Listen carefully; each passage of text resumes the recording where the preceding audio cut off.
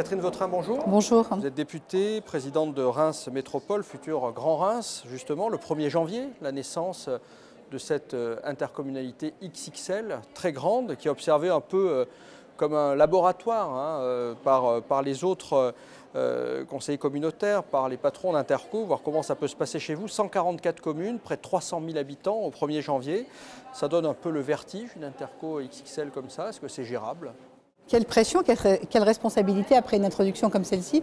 Mais vous savez, nous avons une particularité, c'est que nous sommes en fait sur un territoire qui est très rural. Et donc, nous avons 50 habitants au kilomètre carré. Notre enjeu et le fait générateur, ça a été la constitution de la région Grand Est, qui va de Strasbourg à l'ouest de Reims, une commune qui s'appelle Fismes. Et nous voyons bien qu'il y avait une nécessité d'avoir un pôle d'équilibre, en fait, à l'ouest de la grande région. C'est ce que nous avons voulu faire avec ce Grand Reims, qui va effectivement regrouper la communauté d'agglomération de Reims, 6 autres intercommunalités et 18 communes qui étaient des communes qui faisaient partie d'une intercommunalité qui va se séparer. Alors c'est un défi démocratique aussi d'arriver à représenter 144 communes. Comment ça va se passer? Alors c'est effectivement un défi démocratique. Alors la loi a prévu que chaque commune avait au moins un représentant. Donc ça fait déjà du monde. Ça fait déjà du monde. Il y aura 205 élus avec évidemment une gageure qui est en fait assez intéressante à entendre. Les ruraux ont toujours l'impression que ce sont les urbains qui vont dominer et les urbains répondent mais nous pesons 60% du territoire et nous n'aurons que 59 élus sur ces 205 élus. C'est dire s'il y a un équilibre à trouver pour que les uns et les autres comprennent que ce territoire en partage nécessite bien évidemment l'implication des uns et des autres et l'engagement de tous.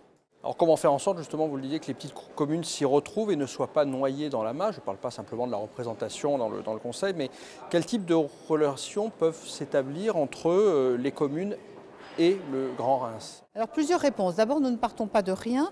Reims Métropole comptait 16 communes, et Reims 185 000 et celle qui était la plus petite en nombre d'habitants était Saint-Léonard qui, suivant les années, variait entre 98, 100, 102 habitants. Donc vous voyez, il y a une certaine habitude au sein de Reims Métropole de travailler avec des communes de taille différente. Là, il y aura 111 communes de moins de 1000 habitants. Notre stratégie a été de dire que, bien évidemment, chaque ancienne communauté de communes devait avoir au moins un vice-président, de façon à avoir une certitude de représentation.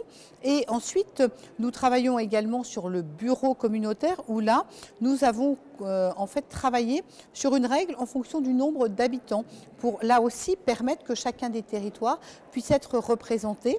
Et maintenant, pour que chacun puisse préparer correctement, nous avons eu toute une phase de préparation importante, avec d'abord un comité de préfiguration. Chaque ancienne communauté de communes compte 2 membres et des groupes de travail. Je suis allée personnellement dans chaque communauté de communes faire 3 séries de réunions sur les finances et la fiscalité, sur les compétences et sur la gouvernance.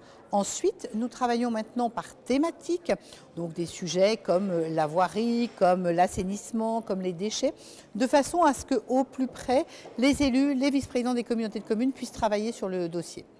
Alors comment maintenir dans une telle intercommunalité le lien de proximité, le bon maillage des services publics par exemple? Il y a des inquiétudes, j'imagine, de vos concitoyens sur ce point. Vous avez raison, ce que nous avons souhaité faire, c'est garder l'ensemble des anciens lieux de communauté de communes, les pôles de proximité, qui donc permettront que rien ne change pour nos concitoyens.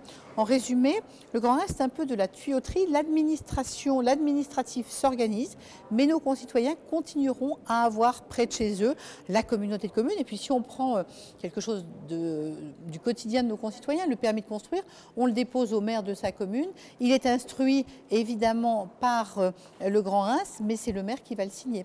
Autre élément qui est une garantie importante pour les communes, le principe du droit de veto. Aucun projet ne peut être imposé à une commune et à son conseil municipal sans l'accord de ce conseil municipal. Ce qui est une garantie pour chacune des communes d'être respectée dans ce qu'elle est. Les grandes intercommunalités, c'est la parade face à la baisse des dotations, face à la raréfaction de l'argent public. Vous dites que ce n'est pas la question. Dans un premier temps, peut-être même que ça coûte de se réunir comme ça. Vous savez, en fait, ce travail autour du Grand Reims, ça n'a été que la résultante d'une loi, que je n'ai d'ailleurs pas votée, qui est deux lois d'ailleurs, celle qui a constitué les nouvelles régions d'une part, et d'autre part, le sujet qui a été celui en fait des seuils des intercommunalités. La loi NOTRe, oui. La loi NOTRe, puisque aucune des communautés de communes qui nous rejoint n'avait le seuil des 15 000 habitants, qui chez nous, en raison de la faiblesse démographique, était à 13 000. Aucune n'avait ce seuil, d'où la nécessité de se regrouper et de travailler. Si je devais résumer en une phrase, je dirais qu'il fallait qu'ensemble, nous puissions transformer ce qui est apparu en première approche comme une gifle en une espèce de caresse. À nous de la rendre la plus douce possible. Mais je reviens sur la baisse des dotations, sur la raréfaction de l'argent public. Est-ce que des économies d'échelle sont à prévoir lorsque on constitue comme ça une grande intercommunalité? Vous dites pour l'instant ce n'est pas la question. Alors, pour et on verra. On n'en sait rien en fait. Pour l'instant, ce n'est pas flagrant, puisqu'on garde les pôles de proximité. Ce qu'on peut citer comme économie immédiate que l'on voit, c'est par exemple une station d'épuration qu'il aurait fallu faire pour des communes qui sont toutes proches en fait, de Reims Métropole et qui vont pouvoir bénéficier de la station d'épuration de Reims Métropole. Là, oui, c'est clairement concret. En matière d'eau, il y a probablement aussi des choses que l'on peut faire. Sur les déchets, il y avait déjà une bonne organisation. Je ne suis pas certaine qu'on puisse faire beaucoup plus, mais ça sera dans le temps que petit à petit nous pourrons mutualiser et faire plus ensemble. Bon, après, la communauté urbaine a une dotation plus élevée au moment où nous parlons, je croise les doigts, que la communauté d'agglomération. C'est soumis bien évidemment à l'approche fiscale qui par définition est liée au projet de loi de finances qui donc est annuel.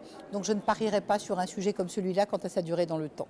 Toute dernière question, comment allez-vous travailler à l'échelle de votre territoire qui se situe d'une certaine manière aux confins de la grande région Est, du Grand Est, avec la région justement qui a une compétence en développement économique. Dans le domaine du développement économique, comment allez-vous travailler main dans la main avec la région? Eh bien, pour être très concrète, nous avons souhaité avoir le statut de communauté urbaine pour pouvoir avoir une chaise, par exemple, au schéma régional de développement économique et d'innovation. C'est le SRADET qui est actuellement discuté. Des réunions ont eu lieu avec la région à Reims. Nous sommes allés, nous aussi, à Strasbourg. C'est la même chose sur tout ce qui concerne le schéma numérique.